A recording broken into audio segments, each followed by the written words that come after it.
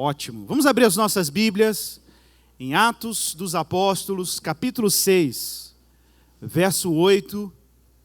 Nós leremos alguns versos do capítulo 6, vamos dar um pulo, depois vamos para o capítulo 7 e vamos ler alguns trechos lá também.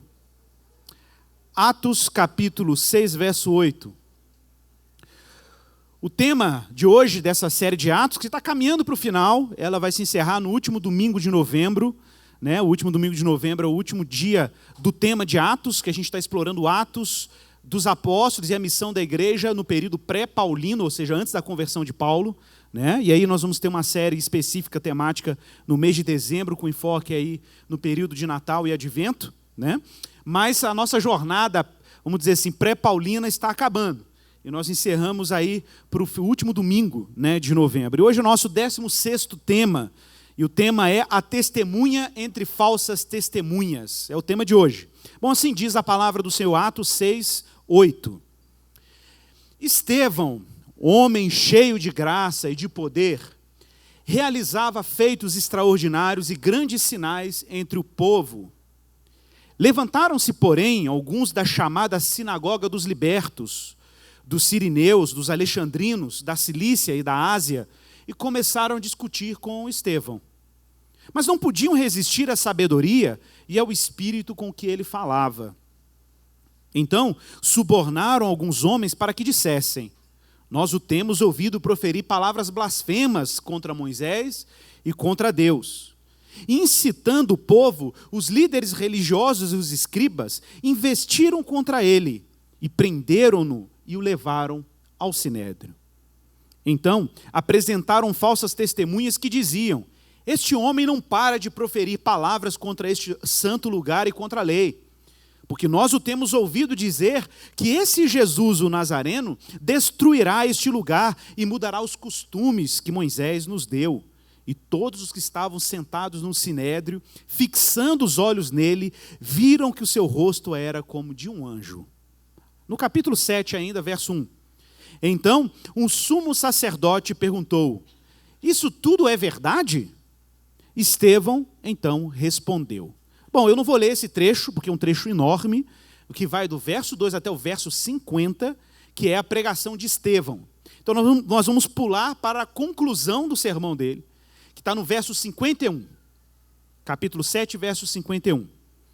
Porque essa exposição eu vou dar um panorama dele para a gente não ler ele, porque é muito extenso. Homens teimosos e incircuncisos de coração e ouvido, vós sempre resistis ao Espírito Santo, como fizeram os vossos pais, assim também fazeis. Que profeta vossos pais não perseguiram? Mataram até mesmo os que anteriormente anunciaram a vinda do justo, do qual agora vos tornastes traidores e homicidas. Vós que recebestes a lei por meio de anjos, não aguardastes. Ouvindo isso, eles se enfureceram no coração e rangiam os dentes contra Estevão. Vamos orar. Pai, em nome de Jesus, nós precisamos do teu auxílio, da tua ajuda, porque somos falhos, imperfeitos. Nos faltam todas as condições para comunicar a tua palavra da maneira que ela deve ser comunicada. Por isso, Deus, precisamos que o teu Espírito esteja conosco, tanto com aquele que prega a palavra, ensina, como com aquele que escuta a palavra e a discerne. Fala com a nossa igreja, Senhor. Fala com aquele que nos visita hoje, fala com aquele que precisa de sentido, que precisa de respostas, mas respostas reais, para os problemas reais. Que o Senhor fale com a tua igreja e anime o teu povo. Que o Senhor nos anime como povo de Deus. E que sejamos mais cristãos, mais filhos de Deus, no nosso testemunho, na nossa vida. E que o Senhor acolha as nossas orações hoje, renovando o teu povo. É o que te pedimos, em nome de Jesus. Amém. Queridos, nós vimos aí no domingo passado, o Regis ministrou para vocês, falando sobre a escolha dos diáconos da igreja. A mensagem do evangelho está crescendo e se expandindo em Jerusalém e na Judéia e Israel, como o Senhor já havia previsto, em Atos capítulo 1, verso 18, que o Senhor daria poder aos seus discípulos, e eles seriam testemunhas em Jerusalém, Samaria, Judeia e até os confins da terra. Essa era a proposta. A proposta é que o evangelho começasse em Jerusalém, onde Cristo foi crucificado, e a partir desse centro, a boa nova e a notícia evangélica de que Cristo ressuscitou e venceu a morte, se expandisse por todo o mundo. Entretanto, nós ainda estamos caminhando em textos ou capítulos de Atos, em que a atividade da igreja e do corpo de Cristo, o primeiro cristianismo cristão, ali o cristianismo primitivo, ainda está concentrado em território judaico, e ainda está concentrado entre os judeus. Mas lembramos que a vocação do evangelho, de acordo com a ordem de Jesus, é de Jerusalém, Samaria, Judeia, até os confins da terra. Deus havia feito uma promessa a um patriarca, você conhece ele, Abraão, e Deus tinha dito para Abraão que na semente dele, no seu descendente, seriam abençoadas todas as famílias da terra. O intento de Deus não é que o evangelho ficasse restrito aos judeus, que o evangelho ficasse restrito ao território de Israel, mas que essa boa nova, essa notícia, essa promessa abraâmica, essa promessa que Deus deu a Abraão, chegasse até os confins do mundo.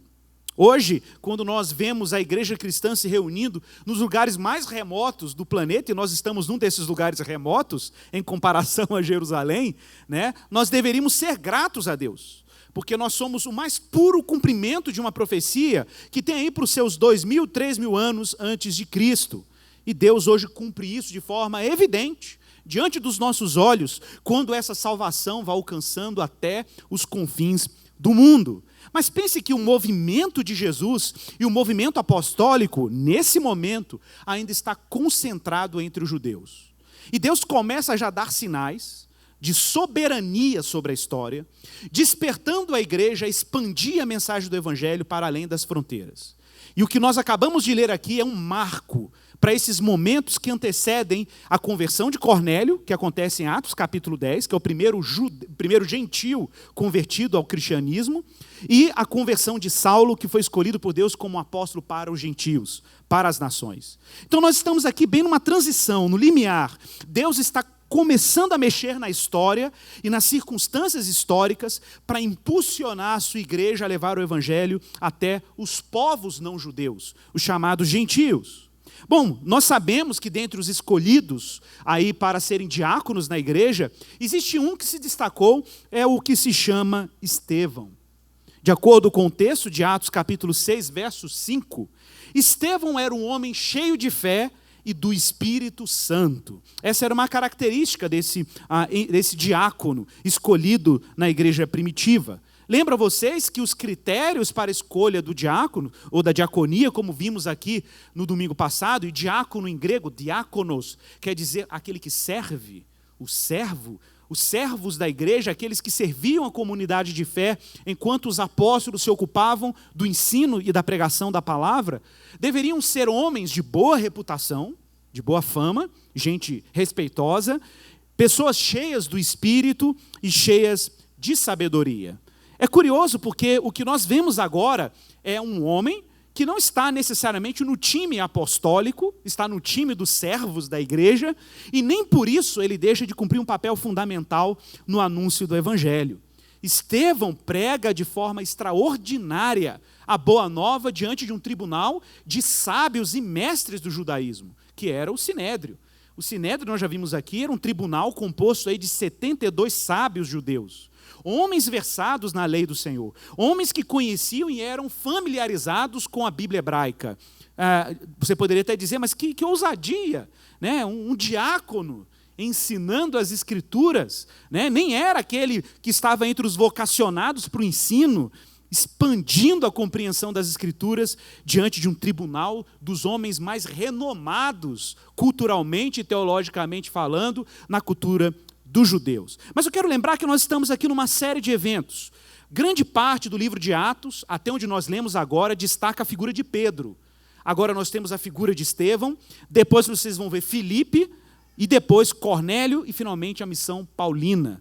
São personagens bíblicos importantes para a gente entender como o evangelho está indo para as nações.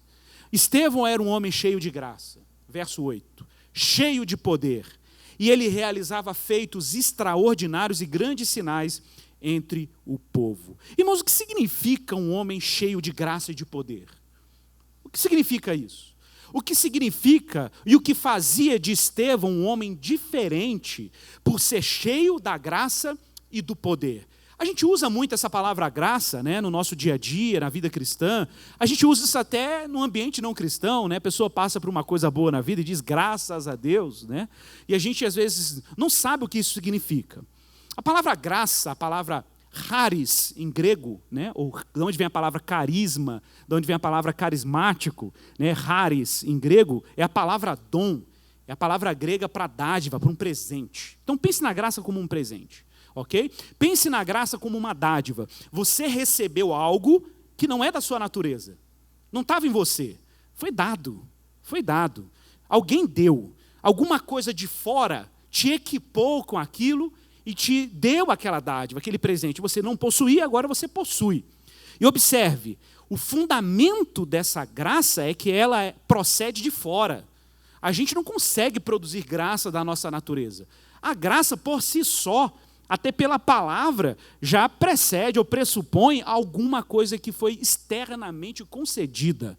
Ok? Você não pode produzir aquilo. Uma pessoa agraciada é uma pessoa que possui competências que sobrenaturalmente ou externamente lhe foram concedidas. Uma pessoa agraciada é uma pessoa que possui uma riqueza, um dom, uma dádiva, que ela não produziu, que sequer ela merecia. Não é uma recompensa, não é um salário, é uma graça, é um favor imerecido, incondicional. Aquilo foi dado sem que você merecesse. Agora observe, Estevão, um homem marcado não por uma personalidade naturalmente forte, ok? Estevão não é marcado como um homem que tem um caráter, uma personalidade atraente por natureza, porque ele adquiriu competências ou virtudes ou habilidades ao longo da vida, porque teve uma família que o educou muito bem, ou porque ele teve o privilégio de estudar em boas escolas, ou porque ele foi dedicado aos estudos, ou porque ele foi empenhado na vida religiosa, na sua vida devocional, e aí ele acabou desenvolvendo algum tipo de habilidade. Não, o texto é claro, ele é um homem cheio de graça e de poder. Olha, se é graça e é poder, seja lá o que Estevão faz, ou o que Estevão fala, ele só faz e fala por causa de um milagre.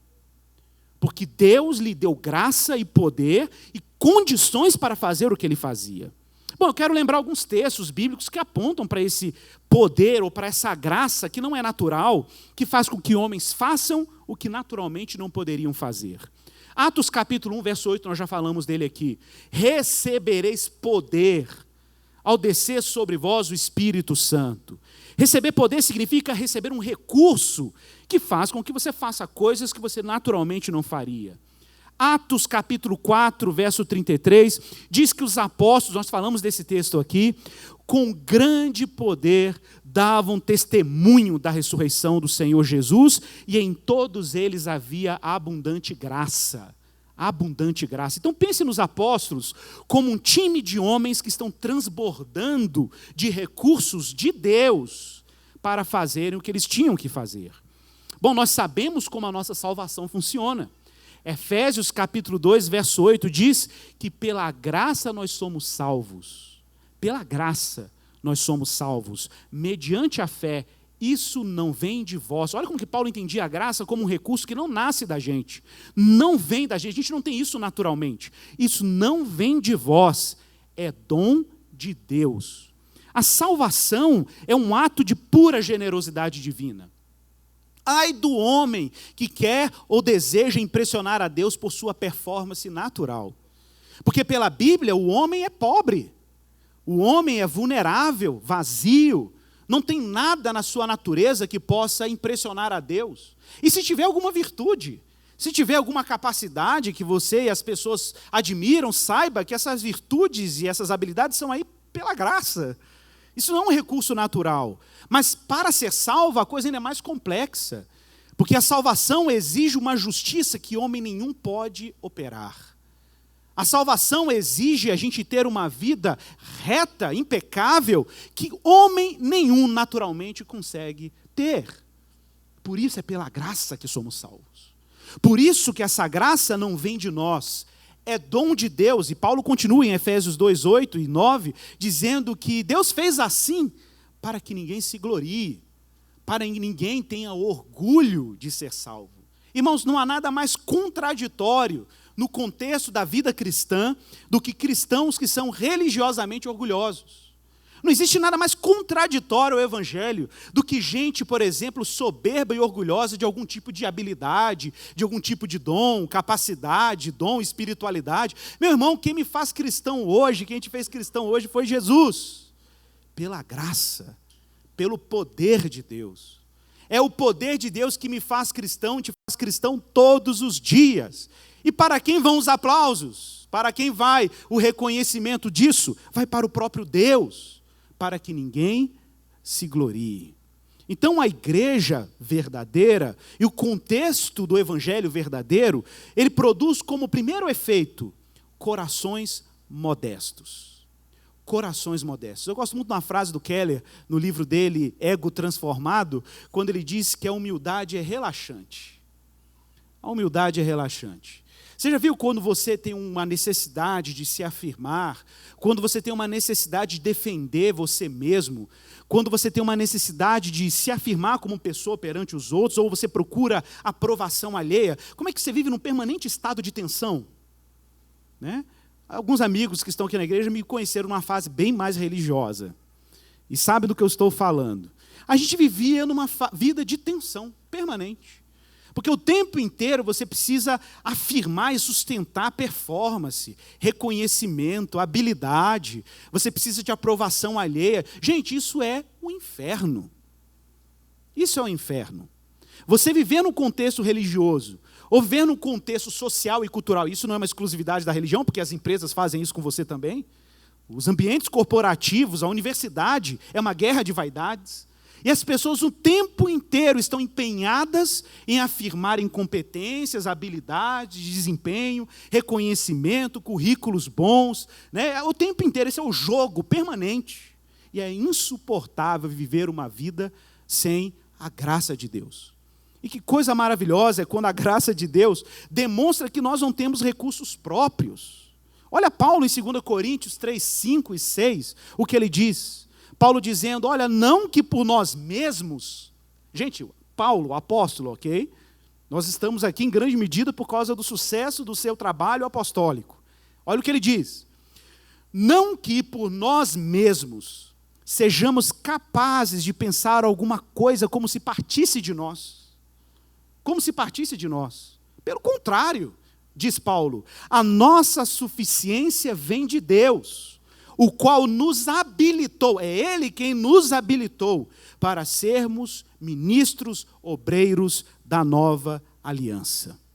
Então os recursos vêm de Deus, a habilitação vem de Deus, então ser cheio da graça e do poder de Deus é estar cheio dos recursos e das habilitações, das competências que só o próprio Deus pode depositar na vida de um homem pecador como nós, né? Pessoas pecadoras como nós. Então não tem glória humana. Os feitos extraordinários que Estevão operava, os milagres, as curas, coxo andar, ensinos que as pessoas ficavam impressionadas, esses prodígios eram sinais de uma realidade eterna que ele apresentava diante dos olhos daqueles que testemunhavam a sua missão apostólica, a sua missão de ser testemunha do Evangelho de Cristo. Muita gente acha que os milagres da igreja antiga eram demonstrações gratuitas de poder. Mas nós já vimos isso aqui nessa série. Que os prodígios realizados pelos apóstolos, milagres, coxo andar, cego ver, demônio sair de pessoas, né, até mortos ressuscitar, eram sinais que evidenciavam um fato. Qual fato? Jesus ressuscitou. Bom, ontem à noite eu postei uma frase no meu Facebook, e algumas pessoas ficaram até surpreendidas com a frase, porque elas nunca tinham pensado sobre isso. Eu confesso que até pouco tempo também nunca tinha observado isso. Mas eu fui perceber isso na prática missionária, na prática evangelística. Vocês já viram, se você lê Atos dos Apóstolos, ou lê as missões de Jesus, você não encontra registro bíblico, por exemplo, de culto da cura para cristãos. Vocês já viram isso na Bíblia? Você não tem nenhum caso na Bíblia do culto da cura para a igreja cristã. A igreja nunca se reúne para que ela seja curada de doenças internas dentro da comunidade de fé. Esse negócio de culto de cura para cristãos simplesmente é uma invenção. Nós não temos nenhum registro bíblico, atenção para isso, de reunião cristã para buscar cura divina. Isso não existe. Isso significa que cristãos não podem ser curados de doenças? Não. Cristãos podem ser curados e, eventualmente, Deus faz isso. Eu tenho inúmeras experiências pessoais e com pessoas que eu orei que foram curadas de enfermidade. Mas essa não é a regra. A regra bíblica é que curas e libertações aconteciam no trabalho missionário da igreja. Era na hora de comunicar o evangelho para as pessoas em contextos pagãos que os grandes prodígios e milagres aconteciam. Pessoas eram libertas de demônios, doentes eram curados. E muita gente às vezes vem aqui na igreja e pergunta, poxa, na sua igreja lá o pessoal não fica endemoniado, não? O pessoal lá não fica curado, não? É curioso porque nós estávamos fazendo um trabalho evangelístico lá em Lagoa Santa, no sábado passado, retrasado, lá no Mangal, e era uma cracolândia, né? Muitos não cristãos, e a gente tem visitado algumas famílias evangelizando lá. E no último culto nosso, a gente estava lá reunido, fizemos uma oração, um homem manifestou com um demônio lá. É normal, faz parte da missão. Jesus chegou, as trevas têm que se manifestar mesmo, Cristo está lá presente, faz parte. Quem foi com a gente para o sertão também, né, Miriam? Já vi alguns casos interessantes, né? Então, essas coisas acontecem. Acontecem porque é parte da missão de Deus, Deus dar demonstrações visíveis do seu triunfo sobre a morte. E Ele faz isso, e sobre o mal, faz isso quando os demônios saem das pessoas ou quando os doentes são curados. Mas observem, o evangelho não é simplesmente uma proposta de alívio para doenças físicas. O evangelho, gente, sinaliza, também por sinais e prodígios, a vitória de Jesus sobre a morte. Por isso que Estevão, no poder de Deus, fazia milagres extraordinários. E era um cristianismo que estava junto das pessoas. Olha o que o texto bíblico diz aí. Que ele fazia sinais entre o povo. Irmãos, lugar de testemunho cristão é entre o povo. A missão cristã, ela precisa acontecer o mais próximo possível de pessoas comuns. Não faz sentido o testemunho cristão de maneira interna. A gente não pode simplesmente fazer um movimento de anunciar o evangelho ou de falar do evangelho para dentro de uma comunidade cômoda, como a igreja. Ser cristão, meu irmão, é estar junto do povo. Ser cristão é estar junto de gente normal. Pessoal, atenção para isso. Grande parte da atividade missionária não acontece necessariamente, ou aconteceu na igreja antiga, necessariamente com os apóstolos. A gente lê a Bíblia, e a Bíblia está dando destaque aos pioneiros da fé. Apóstolo Pedro, apóstolo Paulo, Estevão, Filipe. A Bíblia dá destaque para esses homens. Mas a grande massa das pessoas alcançadas pelo Evangelho foram alcançadas por cristãos normais, cristãos ordinários, cristãos que estavam na feira, que estavam no mercado, que estavam nas academias de filosofia, que eram pescadores. A grande verdade e a grande massa da missão cristã acontece com pessoas normais, pessoas que diríamos assim, leigas, que sequer possuem alguma formação teológica, profissional. São pessoas comuns, mas pessoas cheias do Evangelho. Pessoas tão cheias do Evangelho que o fato delas estarem em ambientes normais faz com que o Evangelho, que não é nada normal, atinja pessoas nesses ambientes.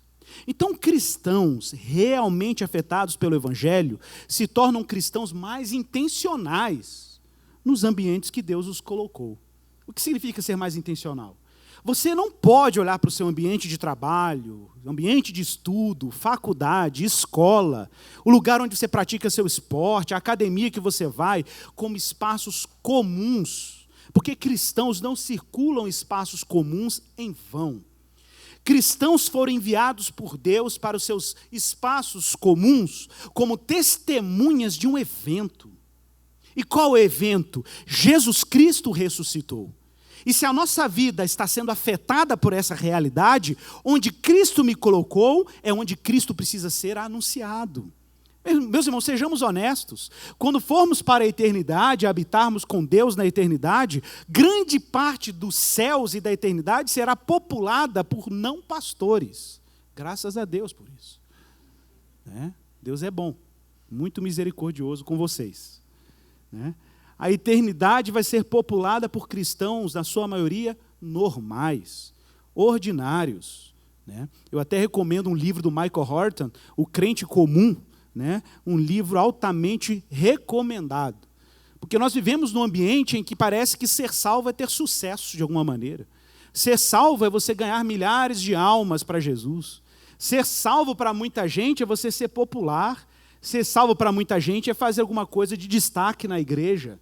Meus irmãos, e esse mistério da graça que Deus tem operado em cristãos comuns, que convivem com pessoas comuns, que estão ali orando no ambiente de trabalho, lutando contra as trevas, a injustiça em ambientes oprimidos, gente que está aí na escola pública, lidando com o ambiente da escola pública, pessoas que estão aí nas suas corporações, nos seus trabalhos, nos seus ambientes, nos seus estudos, lidando com pessoas normais, mas estão ali exercendo um sacerdócio público, comunicando o evangelho no ambiente das artes, no ambiente do trabalho comum, no dia a dia, gente como a gente, que está aí cuidando de filhos, está aí na academia, mas está ali, transbordando a realidade de Cristo para pessoas que estão ansiando por essa boa nova. Então, meus irmãos, o evangelho, o lugar do cristão é entre o povo. Esse é o lugar do cristão. É nos lugares ordinários, comuns. Mas Estevão era um homem cujo espírito era irrefutável. Lembre-se, ele tem graça. Lembre-se, ele tem poder. Não é simplesmente um jogo intelectual, não sei se vocês estão entendendo. Quando a gente fala do evangelho, não é simplesmente um jogo de convencimento lógico. Não é simplesmente uma capacidade de, deixa eu mitar aqui com meu amigo, deixa eu lacrar no meu argumento. Não, não é isso. Não é isso. O evangelho não é simplesmente um joguinho narrativo. O evangelho não é um joguinho lógico. Meus irmãos, o evangelho sequer precisa de privilégios políticos para ter êxito. E tem gente que acha que tem que ter, que o Estado tem que privilegiar a igreja, que o Estado tem que privilegiar os evangélicos para que a pregação do evangelho tenha sucesso. Meus irmãos, o evangelho não precisa de jeitinho. O evangelho não precisa de nenhum tipo de manobra política para ele ter sucesso. Por uma razão muito simples. Quem está do lado do evangelho é o próprio Deus. O maior interessado para que o evangelho tenha êxito e para que Cristo chegue aos corações é o próprio Criador. Você quer coisa mais vantajosa do que isso?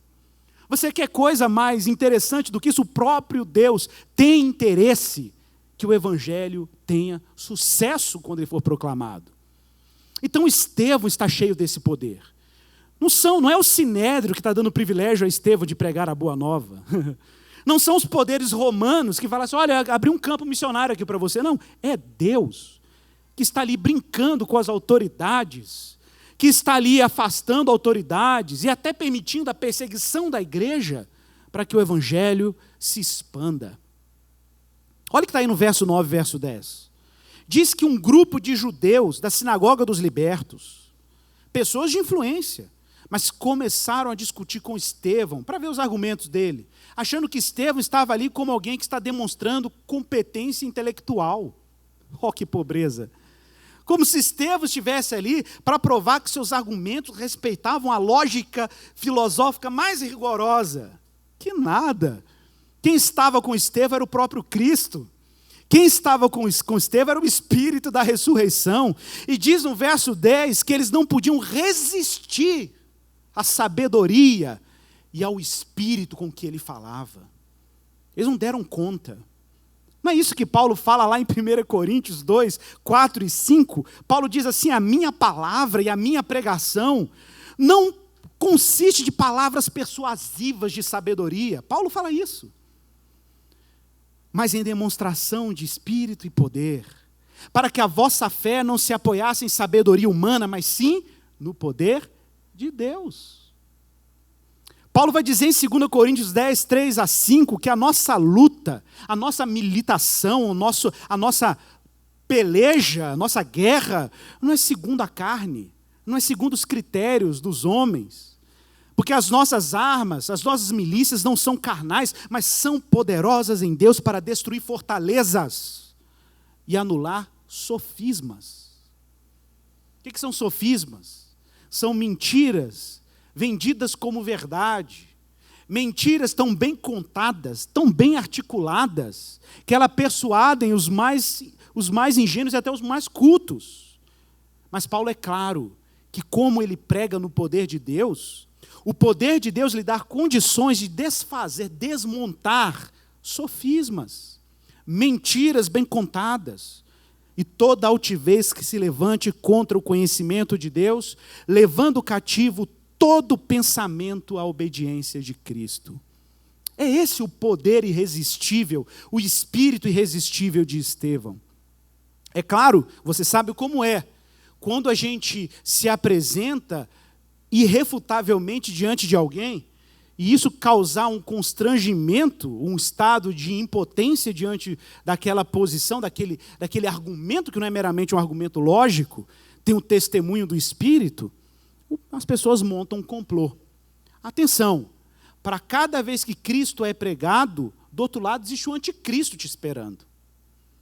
Toda vez que damos um testemunho, existe o anti e o contra-testemunho.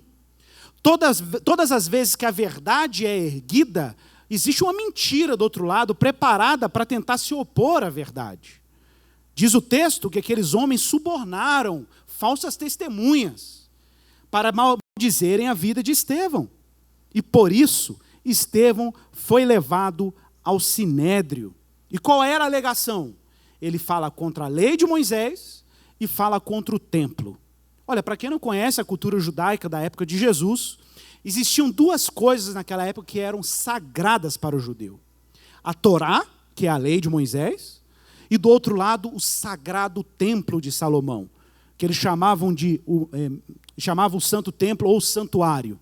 Eram os dois lugares sagrados. De um lado você tinha a lei que instruía o povo sobre a vontade de Deus, e do outro o templo onde o povo adorava a Deus.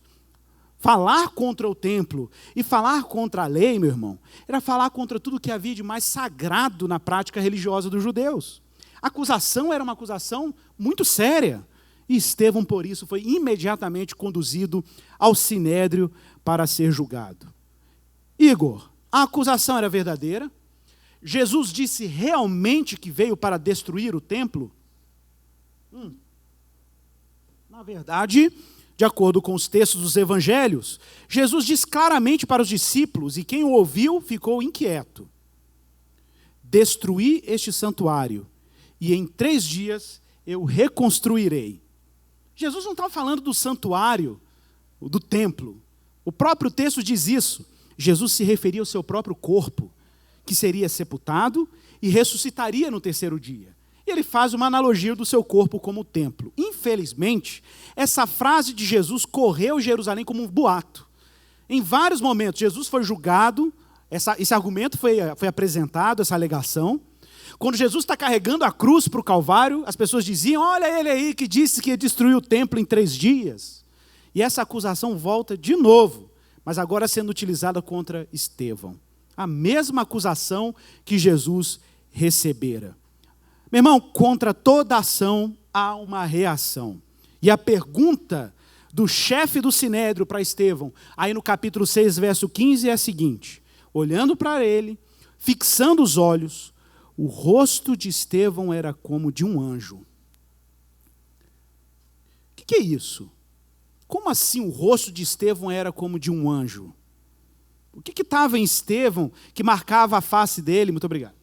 De forma tão profunda. Olha, qualquer judeu naquele momento, ao ver o rosto de Estevão glorioso, de alguma maneira, se lembraria de um texto específico do Antigo Testamento, que foi quando Moisés subiu ao Monte Sinai para receber as tábuas da lei, e ele pediu para ver a glória de Deus, está lá em Êxodo capítulo 33. E diz o texto que quando Moisés olhava para Deus e pedia para ver a sua glória, quando ele volta para o povo em Êxodo 34, o rosto dele brilhava, irradiava a glória de Deus, a ponto de colocar um véu sobre a face, porque as pessoas não suportavam olhar para a face de Moisés. Não é irônico que a acusação que está sendo colocada contra Estevão é que ele peca e profana a lei de Moisés? Quando o próprio Estevão brilha o rosto como Moisés brilhou quando recebeu as tábuas da lei no Monte Sinai? Não parece uma pegadinha divina dizendo, olha, eu acho que a questão é o contrário. Não é que Estevão está contra a lei, é que Estevão está tão alinhado com Deus que se revelou na lei, que até o seu rosto resplandece a sua glória. Deus está invertendo a lógica. Os que se opõem à lei de Deus são justamente aqueles que acusam Estevão de cometer tal crime. Essa é a ironia.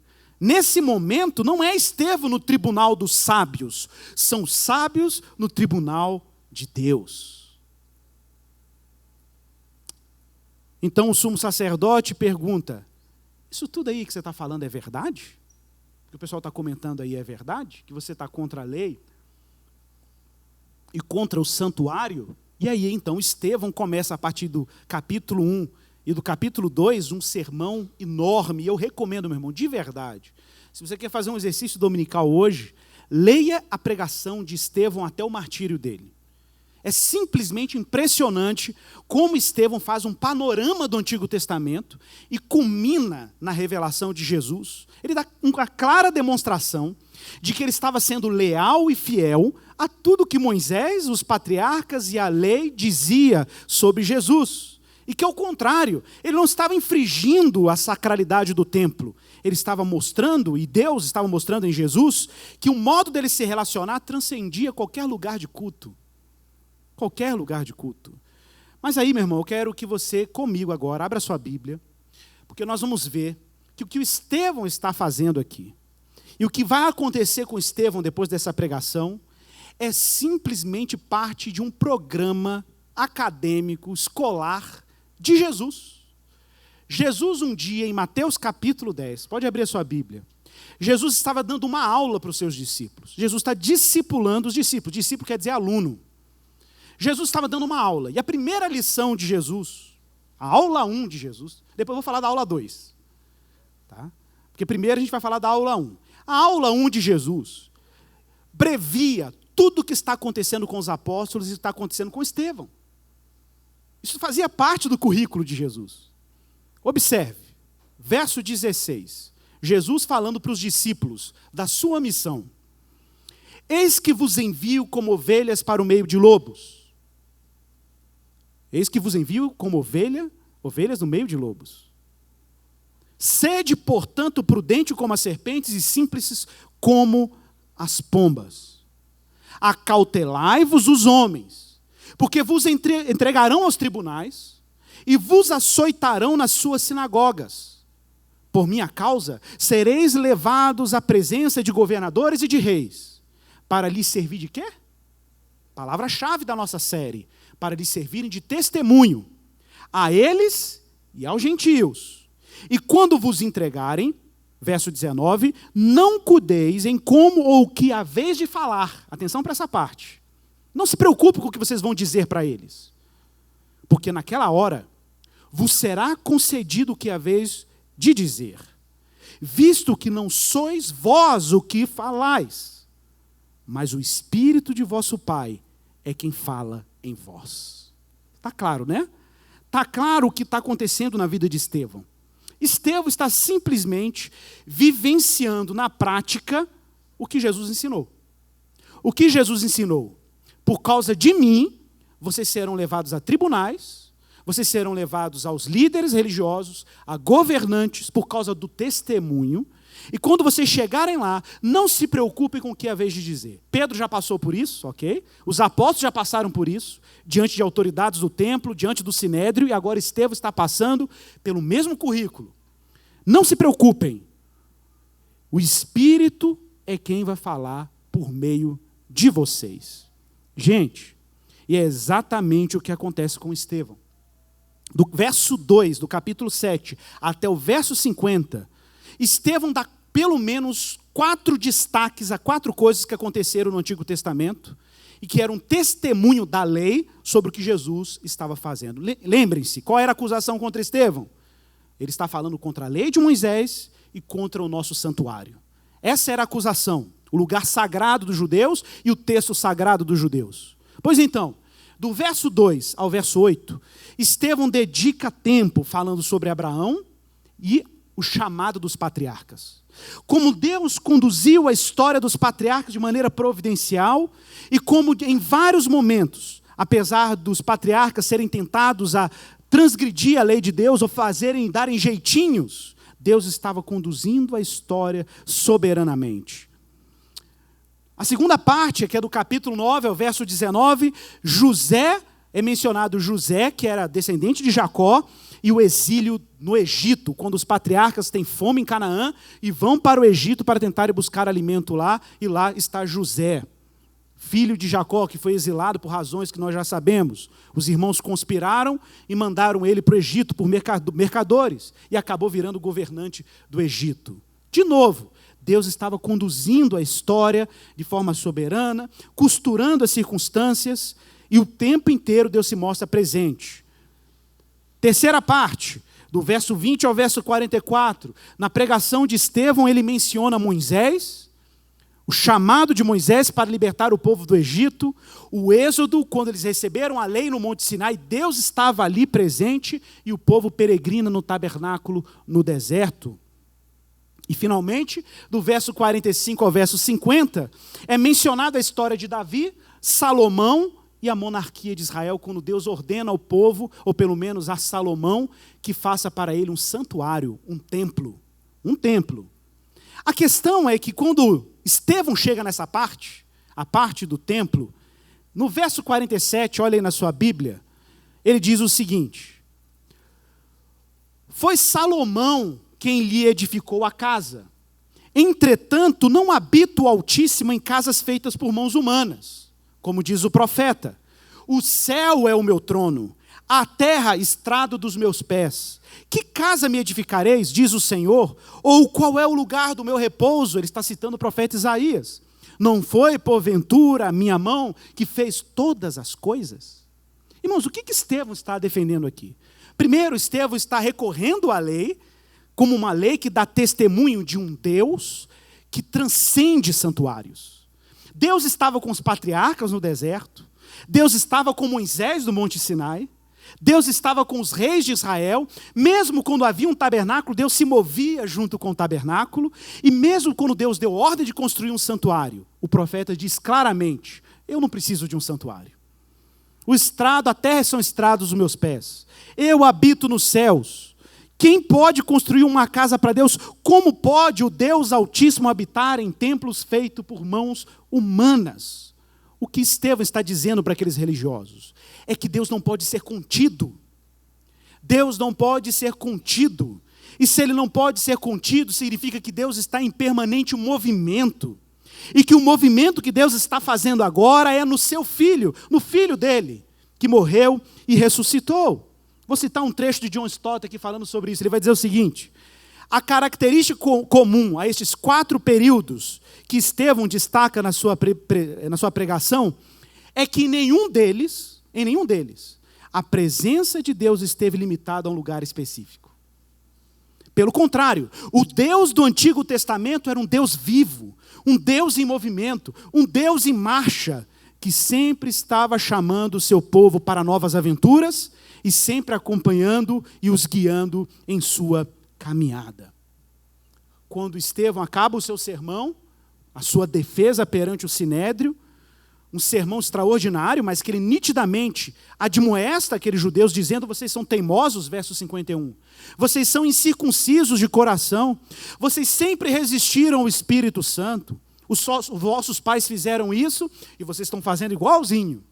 Que profeta os vossos pais não perseguiram? Mataram até mesmo aquele que foi anunciado, se referindo a Jesus. Vocês receberam a lei por meio de anjos. Atenção, essa era a acusação de Estevão. Ele agora está transferindo a acusação para eles.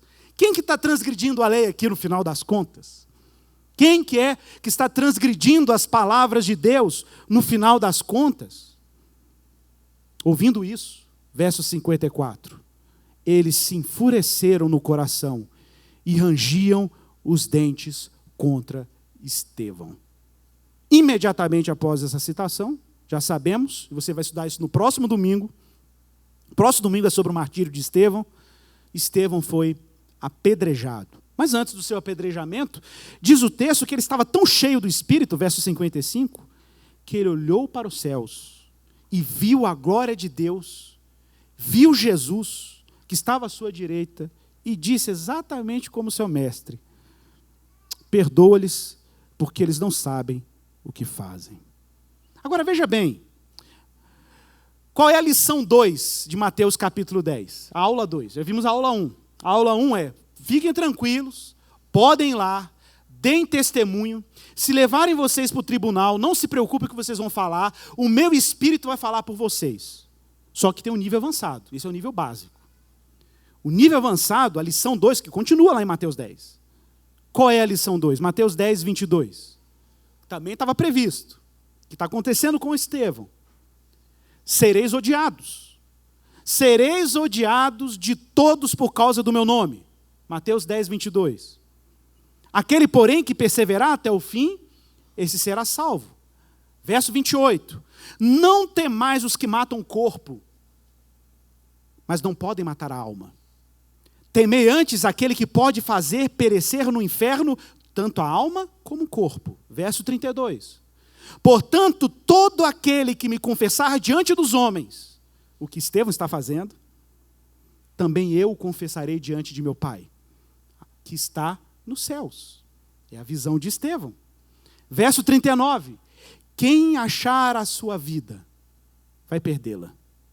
Quem, todavia, perde a sua vida por minha causa, a encontrará.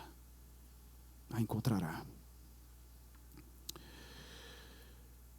Estevão viu os céus abertos.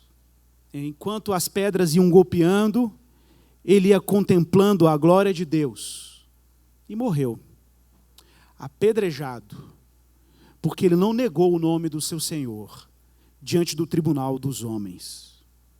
Meu irmão, essa história de Estevão e a coragem apostólica que Deus depositou nos santos apóstolos da igreja primitiva é um desafio para nós. Todo mundo nesse momento tem uma sensação assim: cara, eu acho que eu não sou crente não. Todo mundo, eu tenho. Todo mundo tem. Ih, não sou crente não. Eu estou mais para lá do que tudo. Meu irmão, de novo, quem fez isso em Estevão? Quem fez isso em Pedro? Pedro era frouxo, Pedro era medroso, Pedro era impulsivo. Quem vai fazer depois Paulo, perseguidor da igreja, apóstolo dos gentios? Quem faz inimigo, testemunha de Deus? Quem é que faz covardes, corajosos, tementes, ousados, egoístas em gente amorosa? Quem faz isso? O próprio Deus faz isso. É pela graça e é pelo poder de Deus que Ele faz isso. É Deus quem transforma ouvintes do discipulado de Jesus em praticantes do discipulado de Jesus. É Deus quem te coloca na escola de Jesus para aprender essas duas lições. Primeiro, Ele te dá poder e recursos para dar testemunho dEle. E segundo, mesmo que isso custe a sua vida, mesmo que isso custe a sua reputação, mesmo que isso custe o seu conforto, a sua imagem pública, mesmo que isso custe, porque aquele que quiser ganhar a sua vida, já perdeu, meu irmão. Mas aquele que já perdeu a sua vida por Cristo, já ganhou a sua vida. Vamos orar.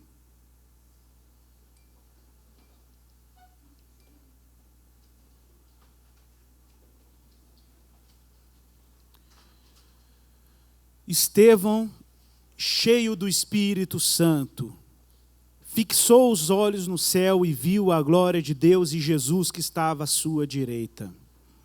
E disse: vejo os céus abertos e o Filho do Homem em pé à direita de Deus. É assim que é a visão que nós precisamos ter. Essa é a visão bendita que todo cristão anseia. A visão de quem Deus é. Ore a Deus. Peça a Deus para te encher desse Espírito. Peça a Deus para te fartar da graça dEle, do poder dEle. Peça a Deus para te dar os recursos para dar testemunho. Corajoso, corajoso. Você acha que está bom? Tá não. Dá para você ir além. Dá para você ir além no poder do Espírito. Dá para você ser mais cristão no poder da graça. Dá para você fazer mais, manifestar mais. Então fala assim, Deus, me falta ser cheio de Ti. Então peça a Ele para que você seja cheio do Espírito, cheia do Espírito.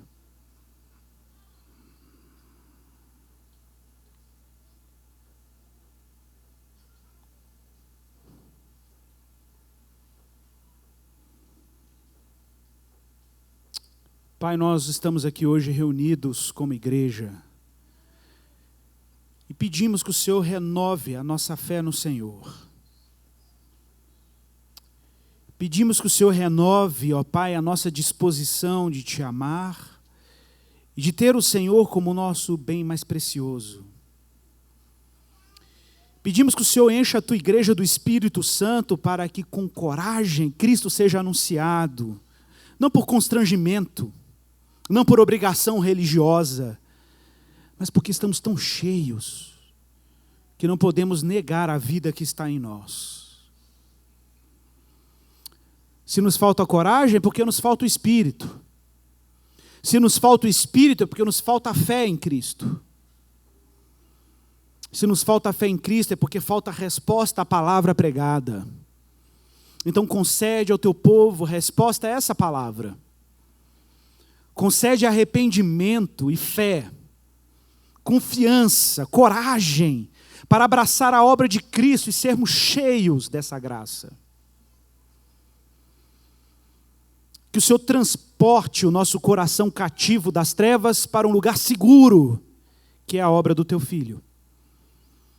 E que sejamos alimentados nele, que possamos vivê-lo plenamente. Eu peço por esse milagre, Senhor. Peço por esse movimento do Espírito no coração de cada um dos Teus filhos. O Espírito da verdade que nos conduz à realidade de Jesus Cristo. Renova a Tua igreja, Senhor. Renova o Teu povo.